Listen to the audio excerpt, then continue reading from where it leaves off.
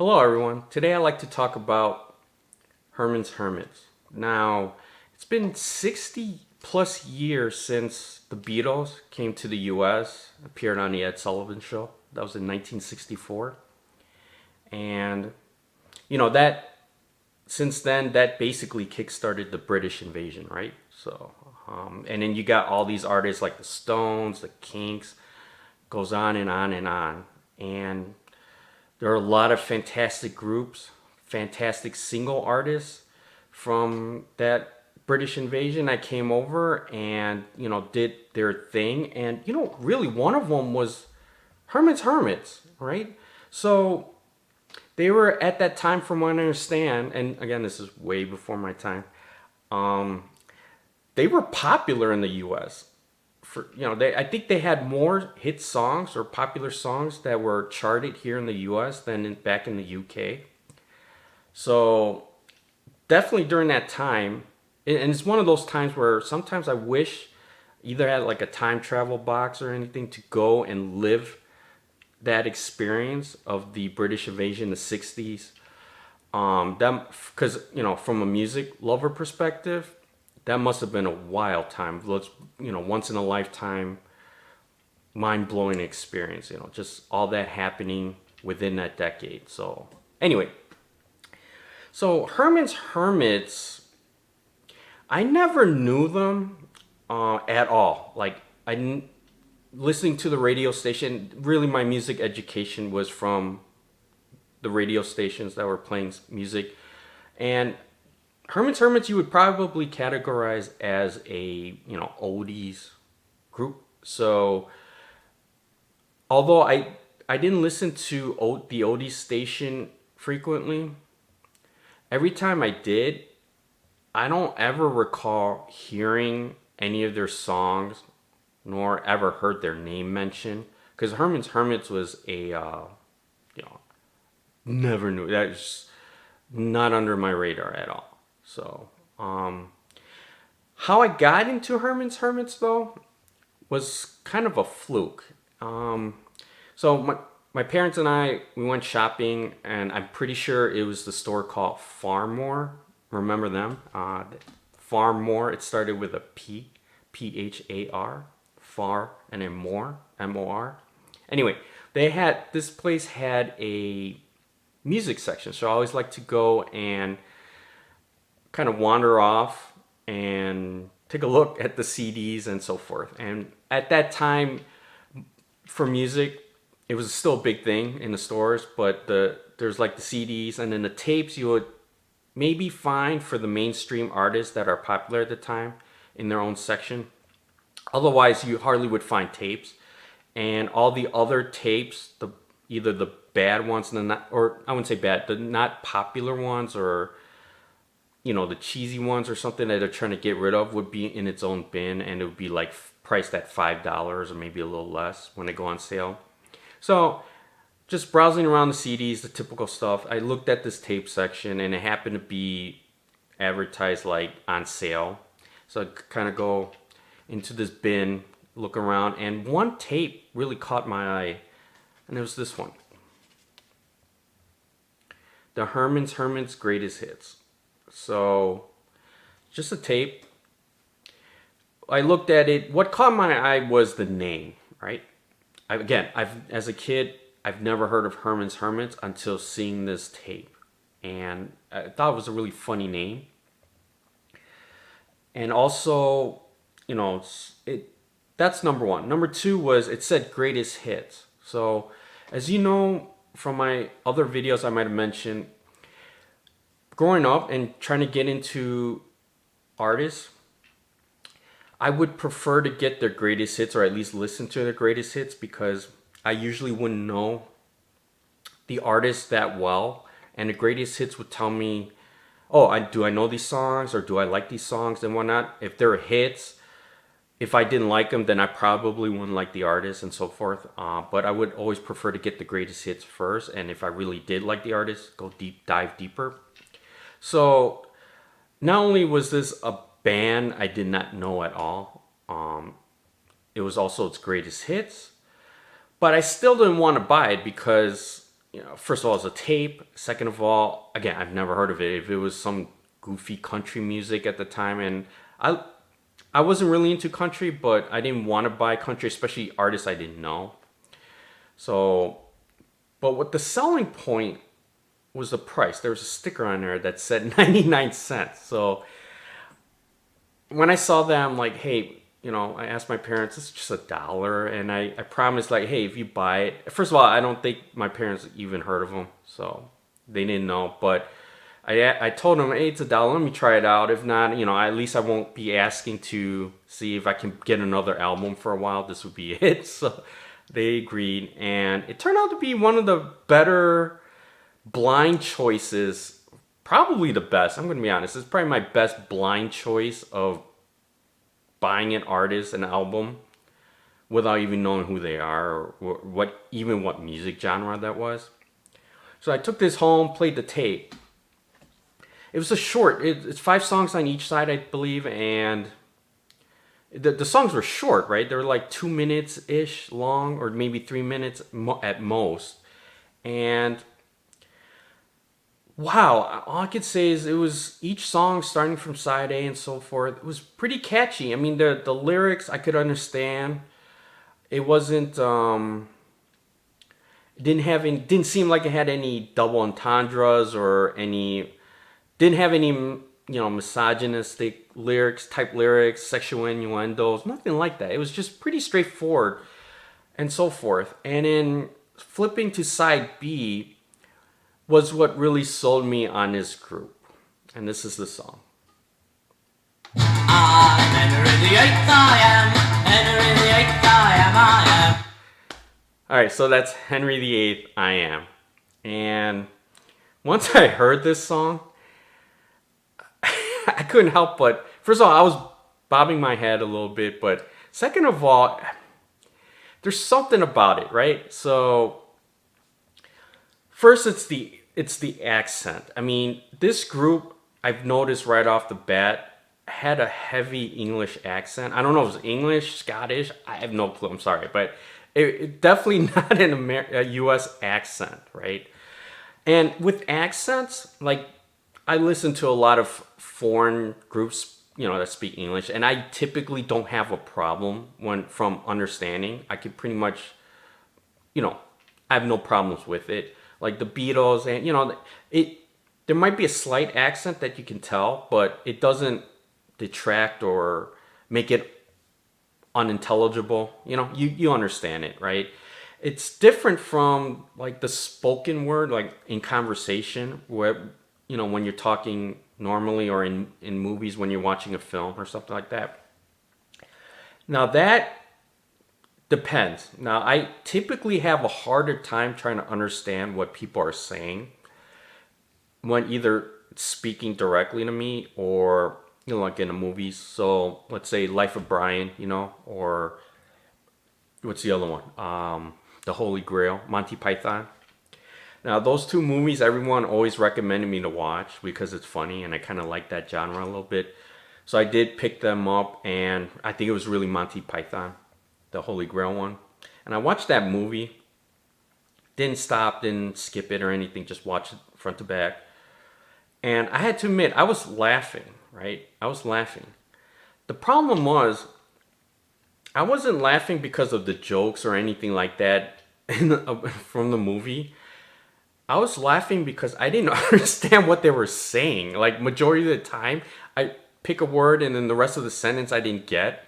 So technically speaking, I was kind of laughing at them. Nothing about the movie, just at them speaking. So that's kind of my experience with the English language, like the Queen, the mother's tongue, the Queen's tongue language, so forth. Now going back to Herman's Hermits. The entire album, you can tell, has a stronger accent, like than compared to like the Beatles or anything like that. So that's kind of what made me kind of get into it too, because yes, it's stronger, yet it's still intelligible. I can still understand it. And with Henry VIII, like, it wasn't even Henry, right? It was like Enery.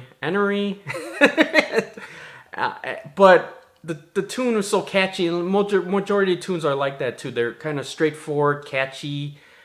Some catchy hooks here and there. The lyrics were pretty, they're fun lyrics. They're nothing deep, and that's why I want to get at too. So growing up as a kid, the popular music at the time, I grew up during the kind of the start of the golden, or I wouldn't say start, maybe at the peak or near the peak of the golden age of hip hop. So at that time, you could tell there were a lot of like, you know, sexual innuendos, like double entendres, a lot of that stuff going on, and misogynistic lyrics, a lot of that stuff. And as a little kid, even as a kid, I could pretty much tell, what they're trying to say or trying to get at. And outside of, sometimes certain things I wouldn't know. And it comes up with this line from this song called 36, 24, 36. Only if she's 5'3". So this, you should know this song. If you don't, well, look it up. But this song was so popular and I pretty much memorized the lyrics. But that part I didn't get. I kind of made an assumption, but I still didn't get it. So the first thing I did was, at school, I would ask this girl, of all people, a girl. And she looked at me right off the bat. She's like, "You total dumbass," and walked away. So from there, I didn't know why she did that until I understood what that meant. And, it's one of those things where for lyrics, like explicit content, after that, I wouldn't ask anyone directly. I just try to figure out myself one way or another. So anyway, going back, Hermits didn't have any of that, as far as I know. Okay, even after 2 listens through the whole tape, I could tell it nothing like that. It was just my impression at that time, and even today, was Hermits was a group that made songs for kids, for children. That's what I thought after listening to the tape twice. Like Sesame Street or Disney, although Disney's more like PG-13 related music, but Hermits is kind of G-rated, right? So, just very straightforward. Now, if they're talking about like girls, like Mrs. Brown, You've Got a Lovely Daughter, or Drake, if you're watching this, no, don't go that far. Just joking. But, like a song like that, or I'm Into Something Good, right? The title may be a little bit suggestive, who knows? But when you listen to the song now, you don't think of it that way, right? Heck, even in the same British invasion era, we were talking about the Beatles, right? I mean, they have a lot of songs, I wouldn't say a lot, but quite a few songs that were suggestive, risque, that type of thing. I mean, there's a lot of double meanings to a lot of things as well on other songs, but I'm thinking Ticket to Ride. I mean, come on, you know what that meant, right? The real meaning behind it. Heck, even on the titles themselves, I mean, they're very explicit, right? So there's one song called, I'm trying to think, Happiness is a Warm Gun, right? I mean, come on. I mean, there's a certain Beatle, John Lennon,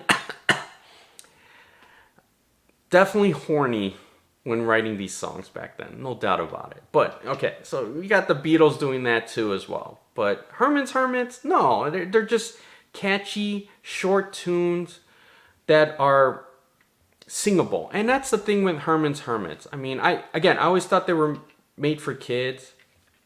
I still think they are, but or at least general audience, including kids, right? So, to me, Hermits, what makes them great are the songs, the melodies themselves, and I'm not just talking about the deep English type stuff, but the melodies, right? And if it's something where even as a kid I could follow and sing along and hum to a lot of the songs, that kind of tells you the songs are pretty good, right? I mean, that's what music should be all about. The melodies and have enjoying them and trying to sing them. It's not I know it's not complex or anything. I like relatively speaking when you compare to, let's say, the Beatles, especially the later years. There's no complex chords, or at least from what I understand, there's nothing complex in the instrumentation. There's no like like deep guitar riffs or anything like that, or solos or anything. It's just a straight out melody and a hook with the lyrics. I mean, that's it. Very short, simplistic. Yet, again, as a kid, I would be hooked to that. I mean, I would be singing like Henry VIII. I pretty much memorized it after the second time I heard it. So that's, I mean, the reason why I'm bringing this up is because it seems like Herman's Hermits, and I kind of alluded to in the beginning, after the British invasion, their heyday, they seem to disappear, like flat off. Disappear in a sense, outside of the people who lived through that British invasion and who followed Herman's Hermits, there doesn't seem to be other people generations later, like myself and so forth, that would know or follow or even know about Herman's Hermits, right? They would British invasion. You always think about the Beatles, the Stones, the Kinks, whatever, right? Yeah, those the major artists back then. Herman's Hermits always seems to be kind of lost in the shuffle, and I have a feeling the main reason why is because of this. It's their music compared to like the Beatles and the Stones and so forth. Don't seem as complex or as it seems kind of corny almost to say the least, even though I don't think they're corny at all, their music. But where you got the Beatles and their like Sergeant Pepper's album, and you got Herman's Hermits and Henry VIII. I mean, you know what I mean. It seems like maybe because of that they kind of wrote off Herman's Hermits as a corny band or a kids band, bubblegum pop, even though I don't even consider it bubblegum. I mean, I feel there's the genre itself, there's a lot more that better represents that than the Herman's Hermits. But I don't know. I mean, tell me what you think. For me, Herman's Hermits has always been a top 5 British invasion band, believe it or not. I mean, Beatles, Stones, I would put Herman's Hermits up there in the top 5 of my list because I enjoy their music. I think it's great. I just don't know. But funny story of all this is so when I bought the CD later on, much later, the Herman's Hermits Greatest Hits CD, and so I memorized pretty much all the songs. I visit there's a friend of mine at the time, a neighbor that had a VHS, and he had like a movie pass or to rent movies. It wasn't Blockbuster, it was like a local store. And one day he rented, when I visited, he rented Naked Gun. Now, if you've seen that movie, I think you know where I'm getting at. But funny story was, I was watching that movie, and there's a scene obviously right before the song comes up, and in that movie they were playing something tells me I'm into something good, right? When that song immediately popped up, first time I saw the movie, I was watching with friends and here and there, and I started singing the damn song, no doubt about it. Out loud, I was starting to sing it and hum, I knew all the lyrics, singing it all. Within 5 seconds, everyone was looking at me like, they're telling me shut the F up, pushing me around, like stop, stop, stop. However, there's this one girl that was looking at me. She was kind of in front of me and looking back like this, and you could tell that stare. It's one of 2 options only. The first option, she was pretty impressed that not only I knew the song, but could sing it, right? The second more likely option is, I can't believe you know this song and able to sing it. And I think that's what happened. But anyway, so years later, there's like a binge watching session with other people I know, colleagues, and we were doing the Naked Gun series. So Naked Gun 1, 2, and 3, 2.5, 33 and a third, I think. So when the first time, I saw, again, when I rewatched the movie, Naked Gun, I knew immediately when the song was coming on, and when it did, it put a smile to my face because I remember what happened in the past. But I didn't realize, because I was actually watching the movie this time, how much I missed that whole section. I mean, that section was pretty funny. I couldn't believe it. I don't want to take away or spoil anything, but the beach scene and the platoon was the ones I missed, and I couldn't believe I just totally missed that. But anyway, that story out of that. So what I want to get at the second point with Hermits was my education with the record label and how they disclose like music, like if it's original or not. So Hermits actually came back on to some popularity in, I think, 2006 or 2007 under American Idol. Remember that show? I think it still exists, but so in that show they would have in the top 20, top 15 or something, they would have guest artists to come in and have the singers and the contestants to choose and sing a song from that artist, right? So I think in that year, Hermits, Peter Noonan was a guest artist. And for American Idol, just to let you know, outside the first season or so, I watched it front to back. Afterwards, I just waited till like the top 20 because I couldn't take all that BS.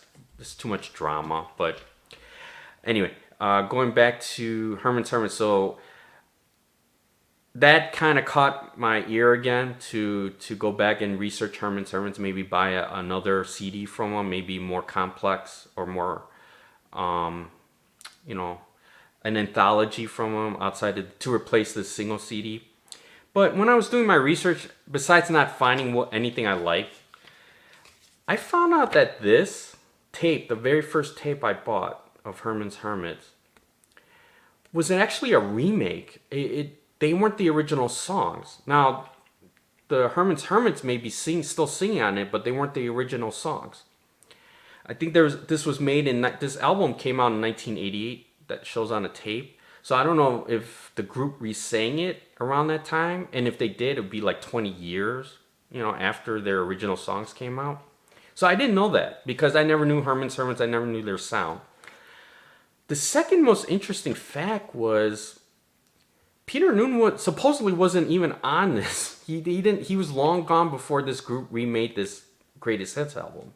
So to whoever was singing Henry VIII, I really appreciate it because again, the original one on the CD and this cassette tape was kind of close, but the tape was actually more pronounced. Like the Enery part, it was very more pronounced on the tape than in the CD, the original recordings, from what I understand. But either way, it got me hooked, right? So that got me hooked to Hermits and their music. So I appreciate that. But going back, this is the first time I ever experienced buying something that I thought would probably be the original songs, original artists, and so forth, that happened not to be. And as you could tell from the tape, there was nothing that said these were re-recordings or, so forth.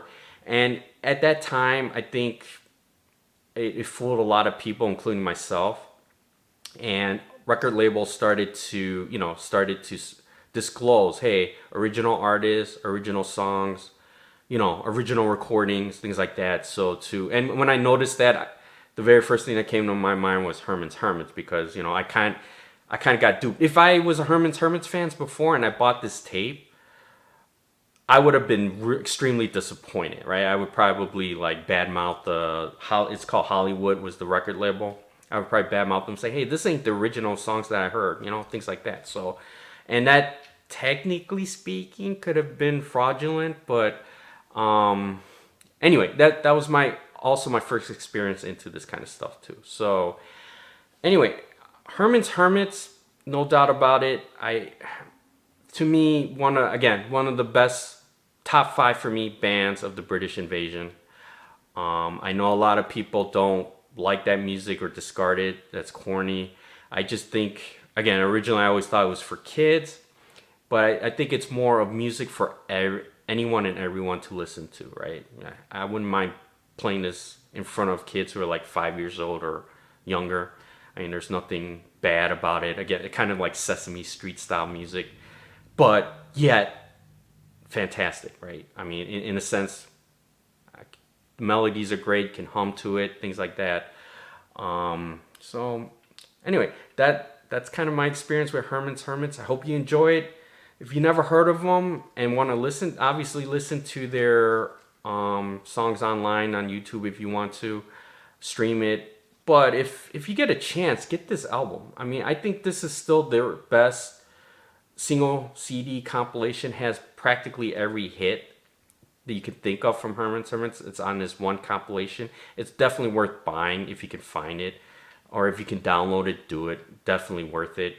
My favorite song is No Milk Today, but every song I enjoyed and can sing it. So hope you enjoyed this video. Thank you. Bye.